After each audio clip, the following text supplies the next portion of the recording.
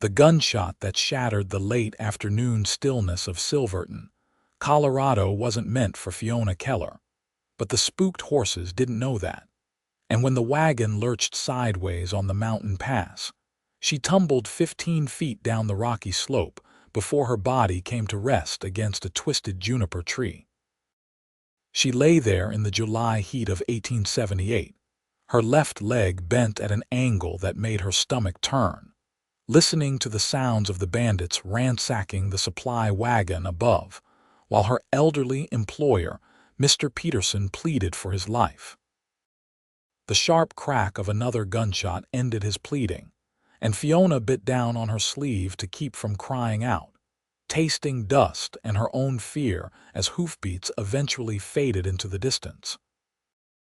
She must have passed out from the pain because when she opened her eyes again, the sun had moved considerably westward, painting the canyon walls in shades of orange and deep purple. Her leg throbbed with each heartbeat, and when she tried to move, white-hot agony shot through her entire body. She was alone on a mountainside with a broken leg, no water, and no one knew where she was except the dead man above her and the murderers who had killed him.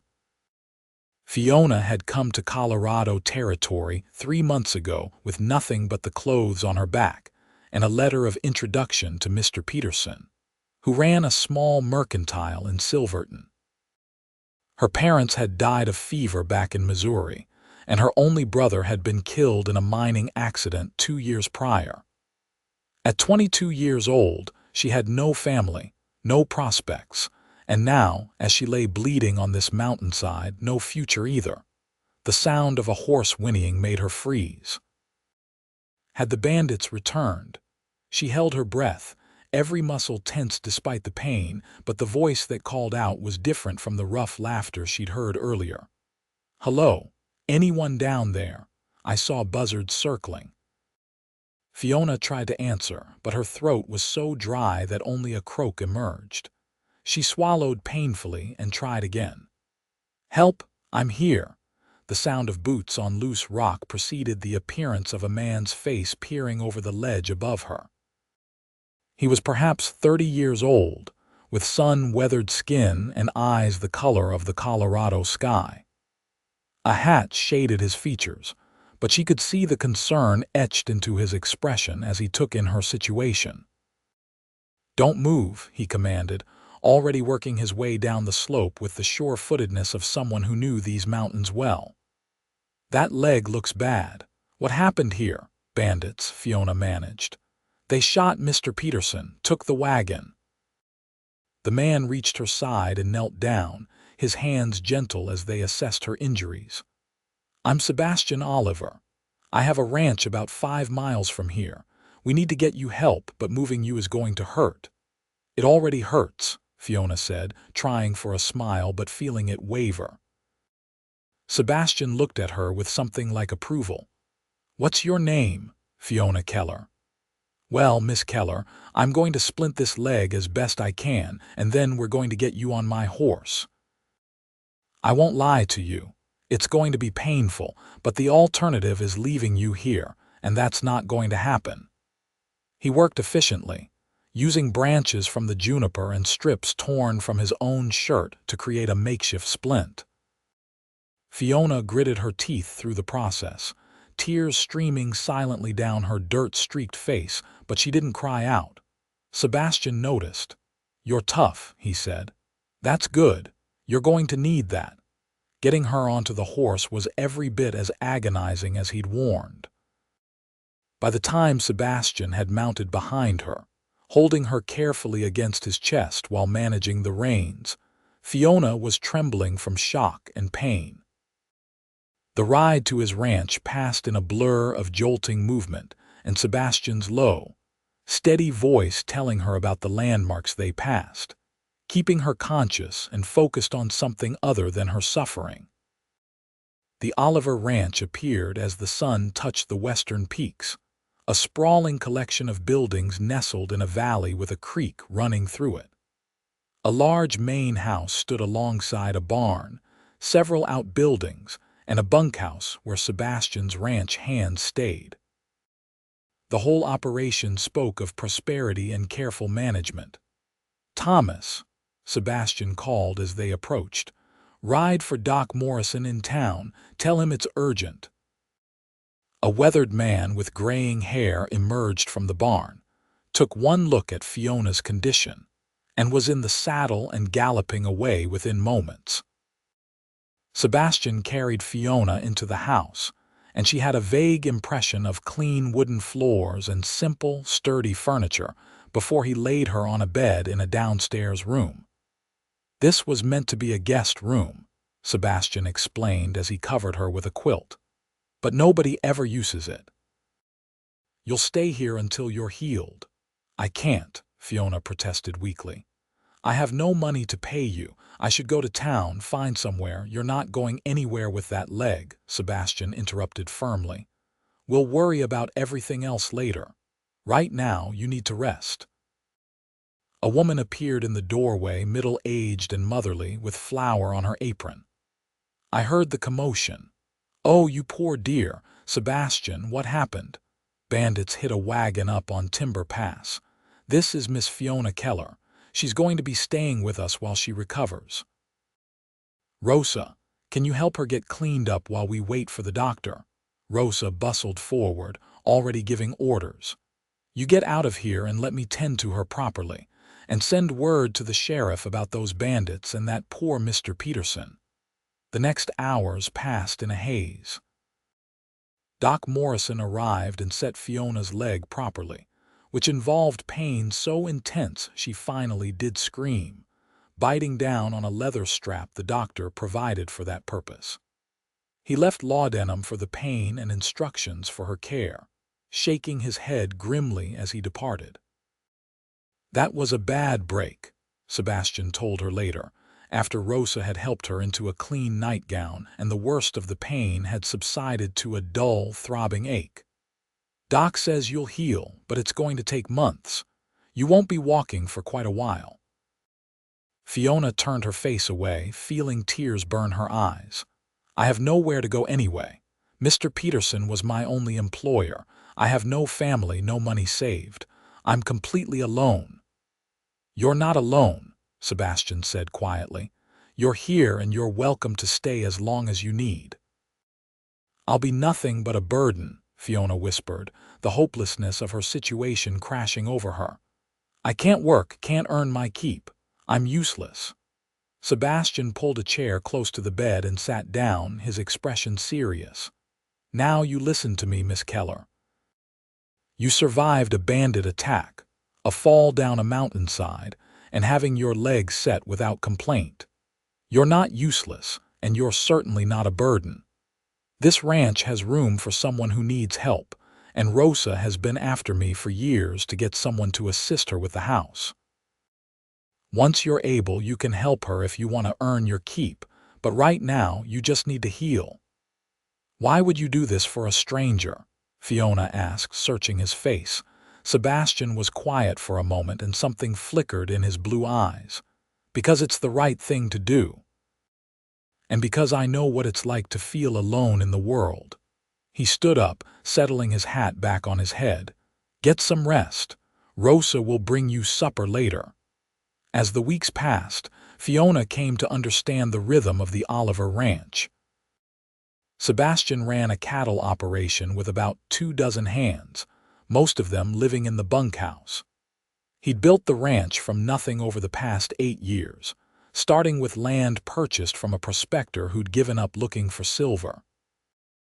While Silverton boomed with mining operations, Sebastian had chosen the steadier path of raising cattle for the growing populations of mining towns throughout Colorado. Rosa served as housekeeper and cook, her husband Thomas managing the ranch hands in Sebastian's absence. They treated Fiona with unfailing kindness, Rosa fussing over her like a mother hen, while Thomas always had a gentle word and a weather report to share when he brought in firewood.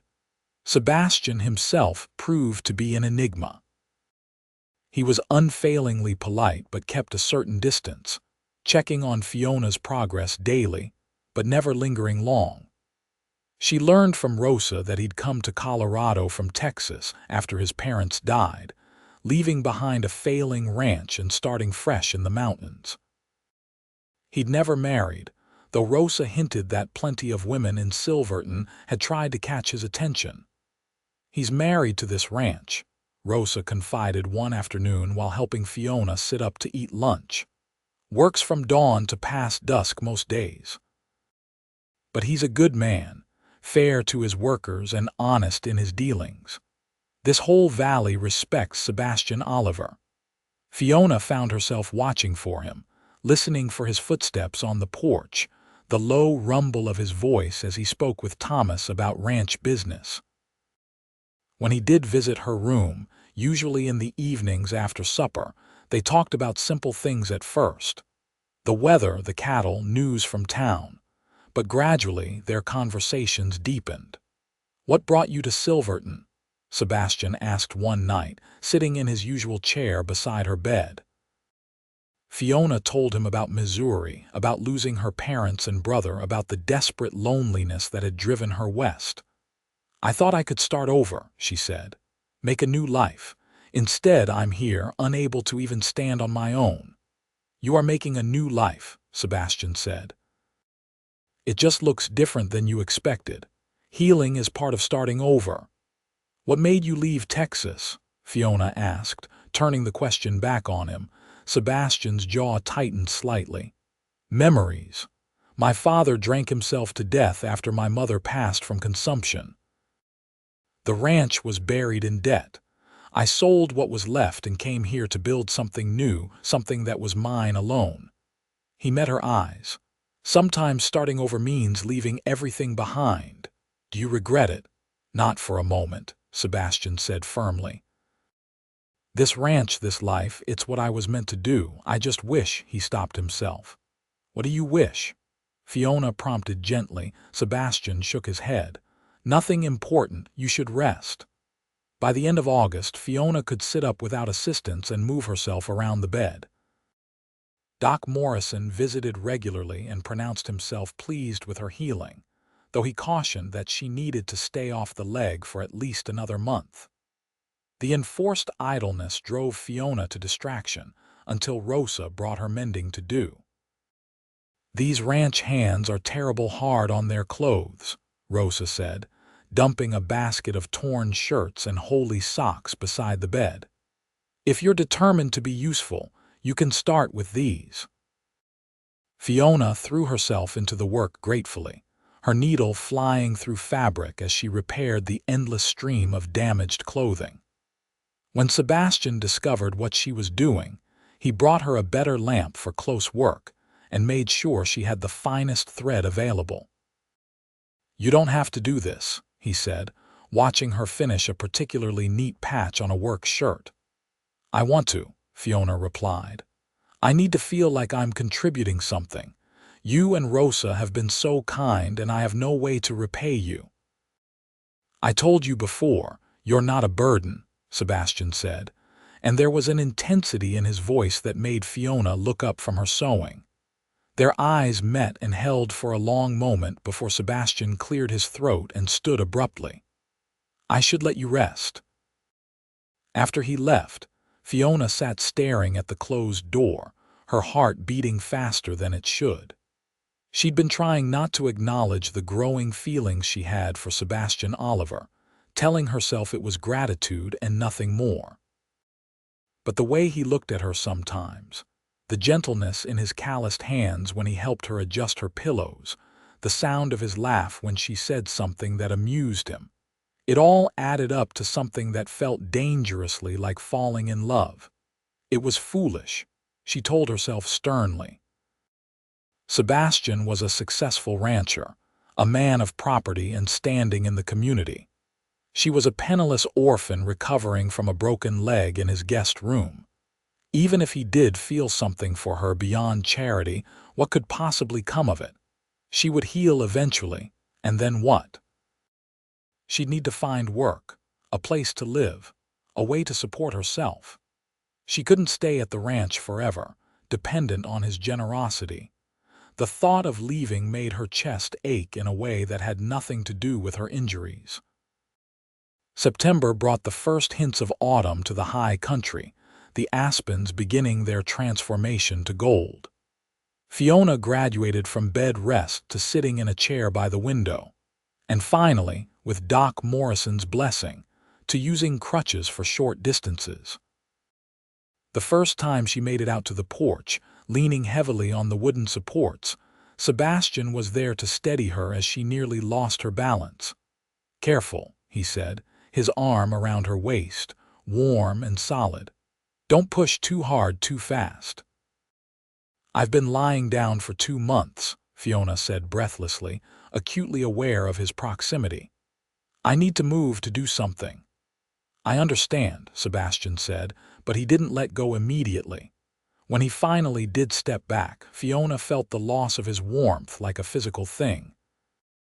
She started spending her days in the main room of the house, helping Rosa with light tasks like peeling vegetables and folding laundry. It felt wonderful to be useful again, even in small ways. Rosa chatted constantly as they worked, sharing gossip from town and stories about the ranch hands.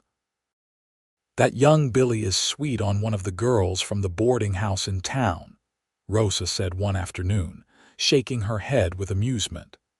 "He spends half his wages on hair tonic and the other half on flowers. Thomas says he's useless as a fence post every Monday morning, mooning over her." Fiona smiled. "That's sweet. Young love is precious." "And what about not so young love?" Rosa asked slyly. "You and Mr. Sebastian have been spending a lot of time talking in the evenings." Fiona felt her cheeks heat. "He's just being kind. I'm a guest in his house." Rosa said, clearly unconvinced. "I've worked for Sebastian Oliver for 6 years, and I've never seen him look at anyone the way he looks at you."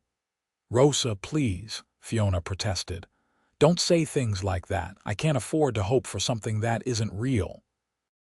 Rosa set down the dish she was washing and dried her hands on her apron, turning to face Fiona with unusual seriousness.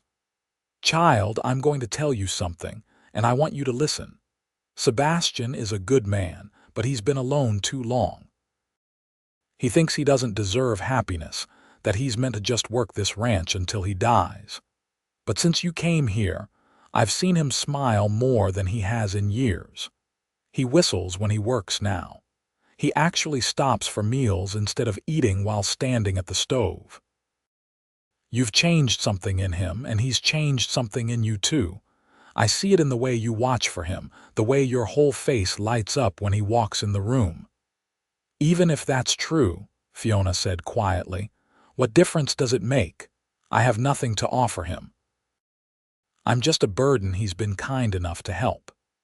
If I hear you call yourself a burden one more time, I'm going to take a wooden spoon to you," Rosa said firmly.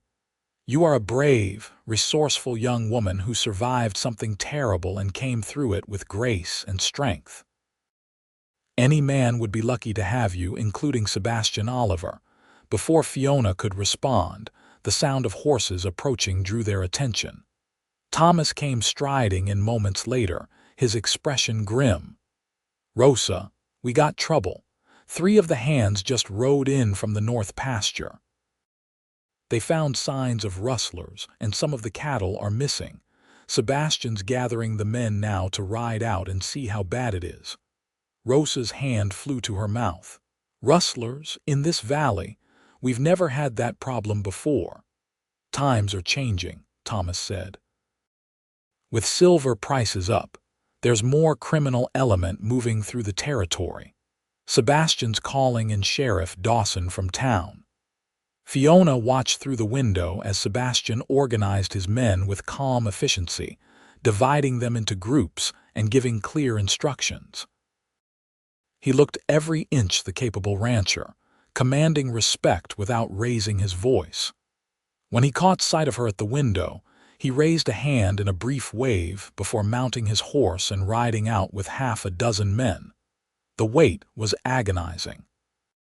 Fiona tried to focus on her mending, but her eyes kept drifting to the window, watching for signs of Sebastian's return.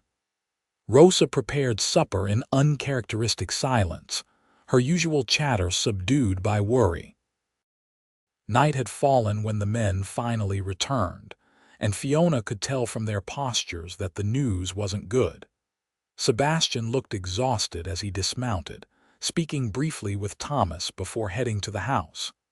He stopped in the doorway when he saw Fiona and Rosa waiting. "We lost about 30 head," he said without preamble. "Professional job, too. They knew what they were doing. Sheriff says it's likely the same gang that's been hitting ranches south of here.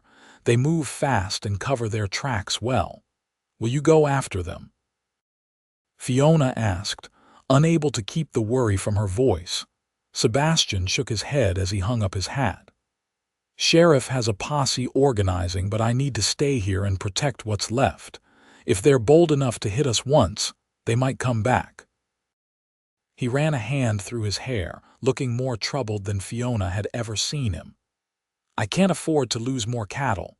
The herd is what keeps this ranch running." "You'll manage," Rosa said firmly, setting a plate of food in front of him. "You always do. Now eat before it gets cold." Over the following days, Sebastian doubled the guards on the cattle and had the men work in shifts to maintain constant vigilance. The atmosphere on the ranch grew tense, everyone on edge and watching for signs of trouble. Fiona found herself worrying constantly about Sebastian, who drove himself relentlessly, barely sleeping as he tried to be everywhere at once. She was sitting on the porch one evening, her healing leg propped up, when Sebastian finally joined her, dropping heavily into the chair beside hers with a sigh of exhaustion. "You need to rest," Fiona said gently. "You're going to work yourself into the ground." "Can't rest," Sebastian muttered. "Too much to do." "The ranch will still be here in the morning," Fiona pointed out. "But if you collapse from exhaustion, you won't be any good to anyone." Sebastian turned to look at her, and in the fading light she could see the weight of responsibility in his eyes. "This ranch is everything I have," he said quietly. "It's all I've built, all I am. If I lose it, you won't lose it," Fiona interrupted firmly. "You have good men working for you, the sheriff is on the case, and you're being smart about protecting your herd, but you can't do it all alone." "I've been alone for a long time," Sebastian said. "I'm used to it." "That doesn't mean you have to stay that way," Fiona said softly. They sat in silence for a while, watching the stars emerge in the darkening sky. Finally, Sebastian spoke again, his voice barely above a whisper. "When I found you on that mountainside, bleeding and broken but still fighting, still refusing to give up, something shifted in me. I'd gotten so caught up in the work, in building this ranch, that I'd forgotten what it felt like to care about another person. To worry about someone other than myself." He turned to face her fully. "These past months, watching you heal, talking with you in the evenings, I've realized how empty my life had become. You brought light back into this house, Fiona. You brought light back into me." Fiona's heart was pounding so hard she was sure he could hear it. "Sebastian, I know I have no right to say these things," he continued, the words coming faster now, as if he was afraid he'd lose his courage if he stopped. "You came here injured and vulnerable, dependent on my charity. It's not fair of me to put this burden on you, but I can't keep pretending I don't feel what I feel. Fiona, you're not a burden to me. You're a blessing, the best thing that's happened to me in years." Tears were streaming down Fiona's face now, but she was smiling. "I thought it was just me," she said, her voice shaking. "I thought I was being foolish, falling for a man so far above my station, a man who'd shown me nothing but kindness when I had nothing to offer in return." Sebastian reached out and took her hand, his calloused fingers gentle around hers. "You have everything to offer. Your strength, your kindness, your smile that makes even the hardest days bearable. I know I'm just a rancher, covered in dust half the time and probably not refined enough for a lady like you. Now it was Fiona's turn to interrupt. "A lady like me." "Sebastian, I'm an orphan with no money, no prospects, and a leg that's barely healed. You're successful, respected, you own all of this." She gestured at the ranch spread out before them. "Why would you want someone like me?" "Because you're you," Sebastian said simply. "Because when I come home after a long day, I find myself hurrying just to see your face. Because when you laugh, it's the best sound I've ever heard. Because the thought of you leaving, of this house being empty again, is unbearable." He squeezed her hand. "I love you, Fiona Keller. I know it's fast, and I know the circumstances are strange, but I've never been more certain of anything in my life." Fiona couldn't speak past the lump in her throat. She pulled her hand free from his, and for a moment, she saw fear flash across Sebastian's face, but then she reached up and cupped his cheek, feeling the roughness of his evening stubble against her palm. "I love you too," she whispered. "I've been trying not to, telling myself it was impossible, but my heart wouldn't listen." Sebastian leaned forward slowly, giving her time to pull away if she wanted, but Fiona met him halfway. Their lips touched softly at first, tentative and sweet, then with growing confidence as they acknowledged the feelings they'd been holding back for months. When they finally broke apart, both were breathing hard, and Sebastian rested his forehead against hers. "Marry me," he said. "I know it's soon, and you're still healing, and we can wait as long as you need, but I want you to know that I'm serious about this. About us. I want you to stay here not as a guest or a charity case, but as my wife. As the mistress of this ranch and the other half of my heart." "Yes," Fiona said, laughing and crying at the same time. "Yes, I'll marry you, Sebastian Oliver, whenever you want, however you want. Yes." They sat together on the porch until the stars filled the sky, making plans and sharing dreams, their hands intertwined and their hearts finally at peace. Rosa found them there eventually and took one look at their faces before breaking into a huge smile. "Well, it's about time," she said, shaking her head. "I was beginning to think you two would never figure it out. Thomas, come here. We have news." The celebration that followed brought the whole ranch together. The hands whooped and hollered when Sebastian announced his engagement, and someone produced a fiddle for an impromptu dance in the barn. Fiona couldn't dance yet with her healing leg, but Sebastian sat beside her the whole evening, his arm around her shoulders, and she'd never been happier.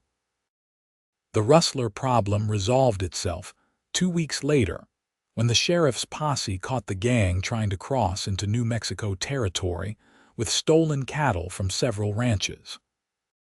The men were arrested and the cattle returned, though Sebastian's 30 head had already been sold and couldn't be recovered. He took the loss philosophically, focusing instead on wedding preparations.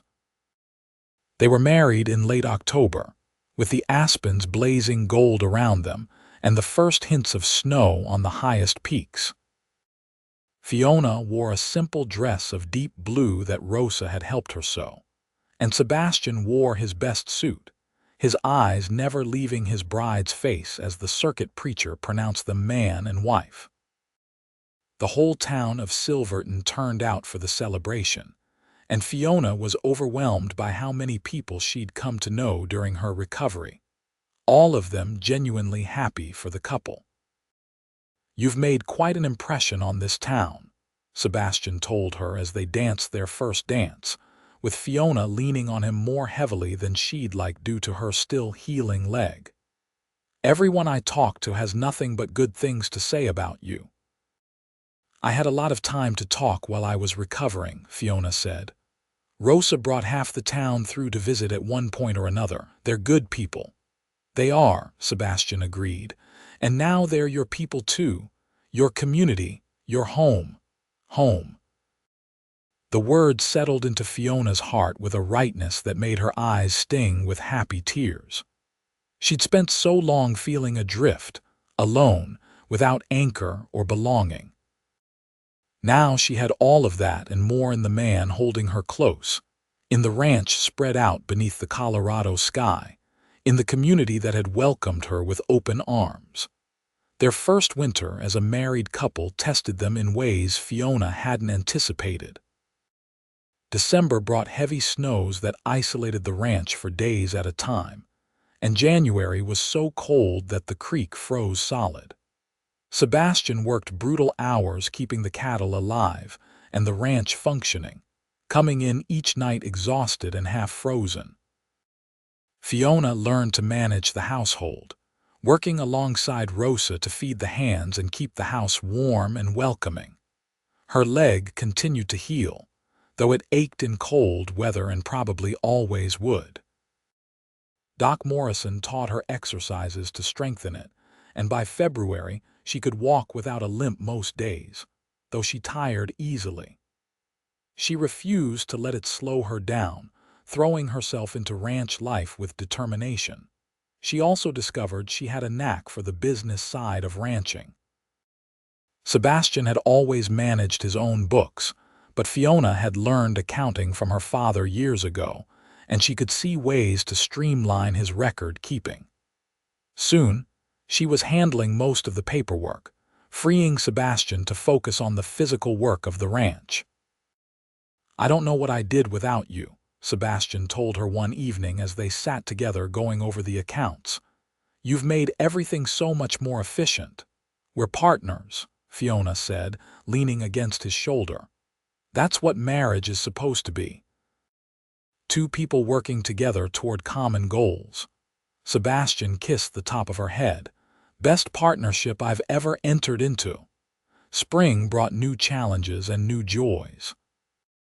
The cattle that had survived the harsh winter needed tending, and calving season kept everyone on the ranch busy around the clock.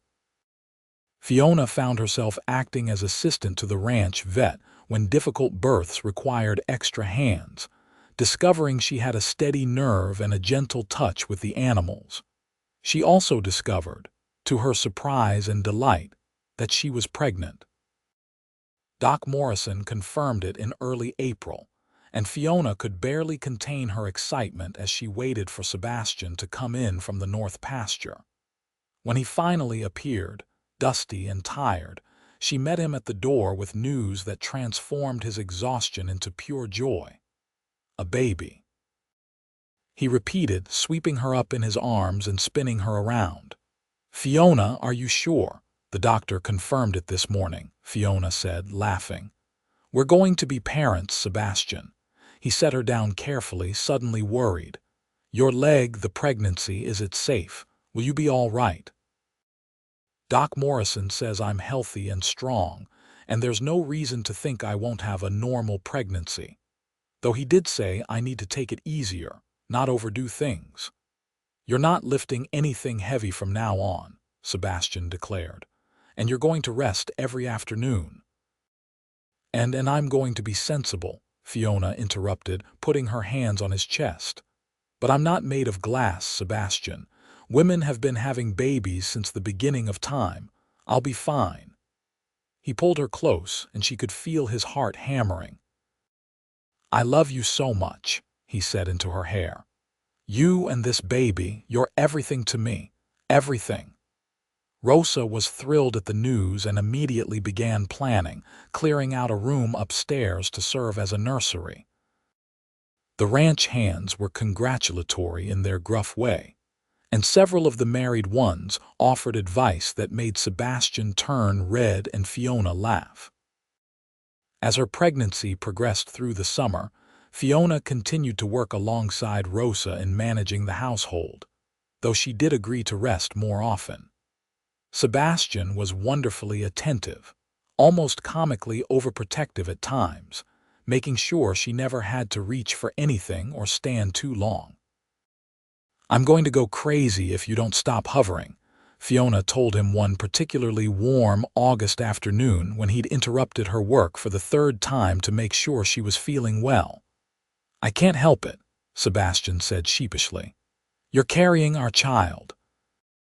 I want to make sure you're both safe and comfortable." Fiona softened at the genuine concern in his voice. "We're fine. Better than fine.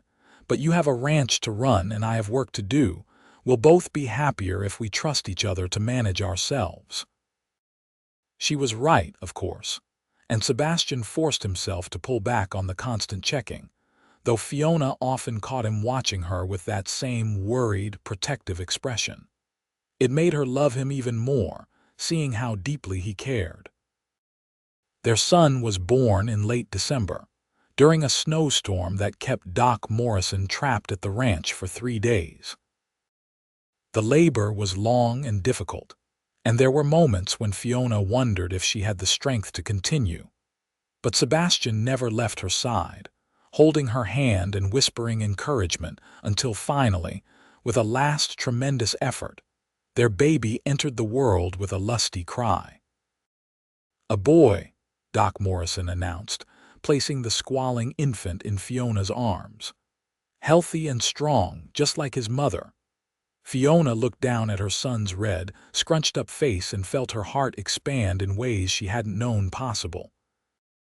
When Sebastian leaned over to see their child for the first time, tears were streaming down his face. "He's perfect," Sebastian whispered, touching the baby's tiny hand with one finger. "Fiona, he's absolutely perfect." They named him Samuel, after Sebastian's father, hoping the name would carry better memories in this new generation. Samuel Oliver proved to be a healthy, hungry baby with lungs that could wake the entire ranch. Fiona threw herself into motherhood with the same determination she brought to everything, learning as she went and accepting help from Rosa, who turned out to be an experienced grandmother figure. The first years of Samuel's life passed in a blur of sleepless nights and precious moments. Fiona watched her son grow from a helpless infant into a curious toddler, taking his first steps across the ranch house floor while Sebastian cheered him on. The ranch continued to prosper under their joint management, with Fiona's careful bookkeeping and Sebastian's skilled ranching combining to make the Oliver Ranch one of the most successful operations in the valley. When Samuel was 2, Fiona discovered she was pregnant again. This time, the pregnancy was easier, perhaps because she knew what to expect. Their daughter arrived in the summer of 1882, a tiny, delicate thing with Fiona's dark hair and Sebastian's blue eyes. "What should we call her?" Sebastian asked, cradling his daughter with the confidence of an experienced father. "I was thinking Lily," Fiona said, "after the wildflowers that grow by the creek." "Lily Oliver," Sebastian said, trying out the name. "I like it, Lily Rose Oliver." "Rose?" Fiona questioned. "After Rosa," Sebastian explained.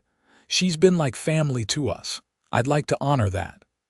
Rosa cried when they told her, and Lily Rose became as spoiled by the housekeeper as Samuel was. The ranch house rang with children's laughter now, with the patter of little feet and the constant questions of curious young minds. Fiona had never imagined, lying broken on that mountainside 5 years ago, that her life could become so full, so rich, so perfectly complete. But completeness didn't mean absence of challenge. When Samuel was 4 and Lily Rose 2, a drought hit Colorado territory that tested every rancher in the region. The creek that had always run strong through the Oliver Ranch slowed to a trickle, and the grass in the pastures turned brown and brittle. Sebastian and his men worked desperately to keep the cattle watered and fed, hauling water from a spring higher up in the mountains and carefully rationing the hay they'd stored. Fiona did her part by managing the household on a tighter budget, stretching every dollar as supplies from town grew more expensive. She also organized the ranch wives and women from town to help each other, sharing resources and knowledge to get through the difficult time together. "We'll make it through," Fiona told Sebastian one night as they lay in bed, both too worried to sleep easily. "We've survived worse." "Have we?" Sebastian asked, the strain evident in his voice. "I could lose half the herd before this is over." "If the drought continues into next year, then we'll deal with it next year," Fiona said firmly. "But we're not defeated yet. You have good men, good land, and me. We'll find a way through this together."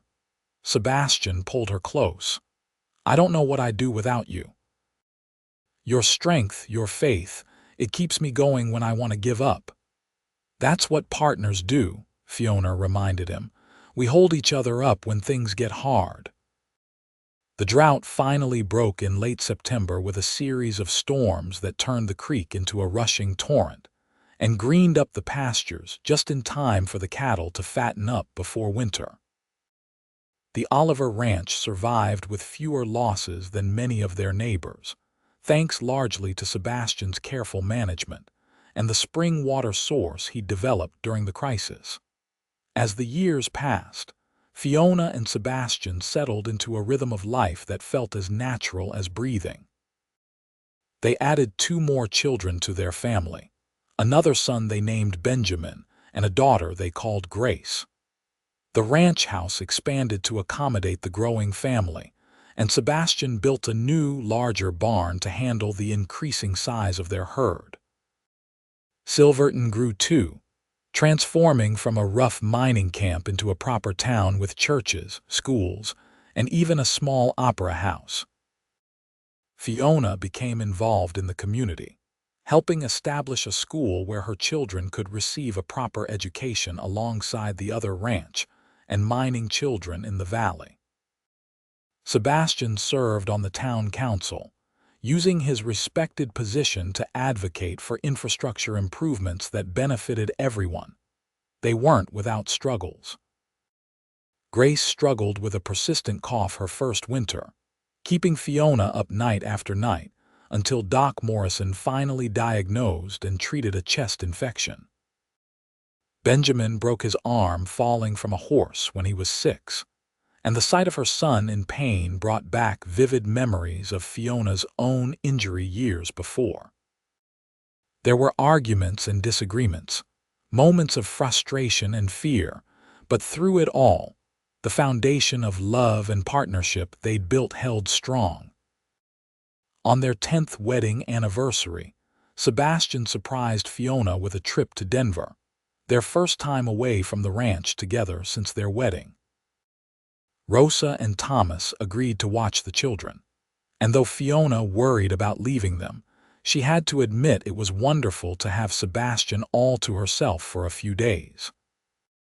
They stayed in a hotel with indoor plumbing and gas lighting, luxuries that made Fiona laugh at how far they'd come from that first year in the ranch house. Sebastian took her to restaurants and a theater performance, bought her a beautiful dress she protested was too expensive, and generally spoiled her thoroughly. "You ever regret it?" Fiona asked one evening as they walked through the city streets, taking in an injured stranger. "Tying yourself to me." Sebastian stopped walking and turned to face her, his expression serious. "Fiona Oliver, you listen to me and listen well. Finding you on that mountainside was the luckiest day of my life. Every single thing that's come after, every joy and every challenge, has been better because I've faced it with you. You are not and have never been a burden. You're my partner, my love, the mother of my children and the other half of my soul. I regret nothing except that I didn't tell you I loved you sooner." Fiona's eyes filled with tears, the happy kind that came from being so loved it almost hurt. "I love you too. More than I ever thought it was possible to love someone. You called me a blessing, and Sebastian, you're mine. You and our children and our life together. It's more than I ever dreamed possible." They kissed there on the Denver street, not caring who saw, 2 people completely and utterly in love, bound together by choice and commitment and the kind of deep partnership that only grows stronger with time. When they returned to the ranch, their children mobbed them with hugs and stories about everything that had happened while they were gone. Samuel, now 10, and already showing signs of his father's ranching skills, had helped Thomas with the cattle. Lily Rose, 8 years old and curious about everything, had been following Rosa around learning to cook. Benjamin at 6 was full of energy and mischief, and little Grace, just 4, had missed her mother terribly and wouldn't let go of Fiona's skirts for the rest of the day.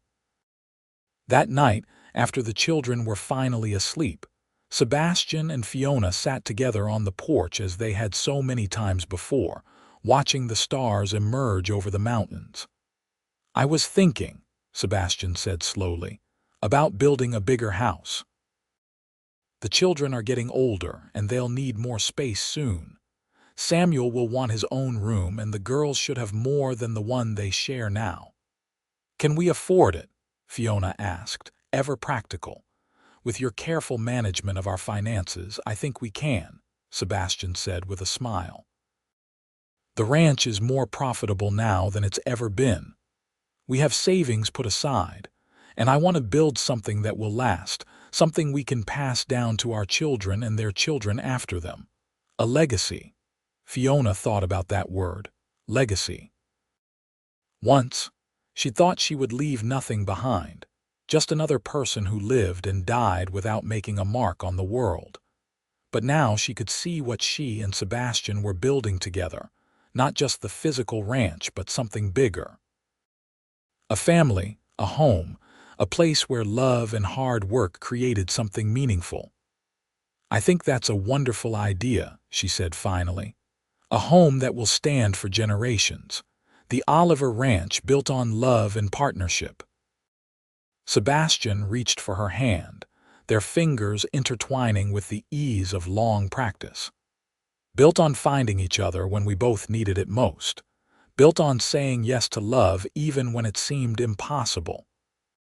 The new house took 2 years to build, a grand structure by ranch standards with separate rooms for each child, a proper study for Fiona to manage the ranch accounts, and a large kitchen where Rosa reigned supreme. They built it with wood from the mountains and stone from the valley, every piece chosen with care and placed with intention. The children grew like wildflowers, each developing their own personality and interests. Samuel became Sebastian's shadow, learning every aspect of ranching and showing a natural talent for working with horses. Lily Rose proved to have her mother's head for numbers and spent hours helping Fiona with the ranch books, already talking about becoming a businesswoman. Benjamin was the adventurous one, always climbing trees or exploring the mountains, giving his parents gray hairs with his fearlessness. Grace, the youngest, was gentle and artistic, filling the house with drawings and showing early talent with the piano Fiona had shipped from Denver. As the 1880s gave way to the 1890s, the Wild West Fiona had come to as a young woman began to change. Railroads crisscrossed Colorado now, making travel easier and bringing more people west. Silverton boomed with the mining industry, though Sebastian kept the ranch focused on cattle, believing that while silver might run out, people would always need beef. Their children began to grow up and make their own choices. Samuel, at 18, took on more and more responsibility for the ranch, proving himself as capable as his father. When he began courting the daughter of a neighboring rancher, Sebastian and Fiona watched with knowing smiles, remembering their own courtship. "You think he'll bring her home?" Fiona asked, watching Samuel ride off to visit his sweetheart. "Eventually," Sebastian said. "When he's ready. We raised him right, taught him to respect himself and others. We have to trust that now." Lily Rose, at 16, announced she wanted to attend a women's college in the East, shocking everyone except Fiona, who had seen this coming for years. "Your daughter wants to leave the ranch," Sebastian said, somewhat dazed after Lily Rose had made her passionate case for higher education. "Our daughter," Fiona corrected with a smile, "wants to pursue her dreams. just like I did when I came west, just like you did when you left Texas. How can we deny her that? The East is so far away, Sebastian protested. And you'll worry every single day she's gone, Fiona said sympathetically. But Sebastian, we can't protect our children from life. We can only give them the tools to navigate it successfully. Lily Rose is smart and strong and capable. She'll be fine. So Lily Rose went east to school, writing home weekly with accounts of her studies and her life in a world so different from the Colorado ranch where she'd grown up.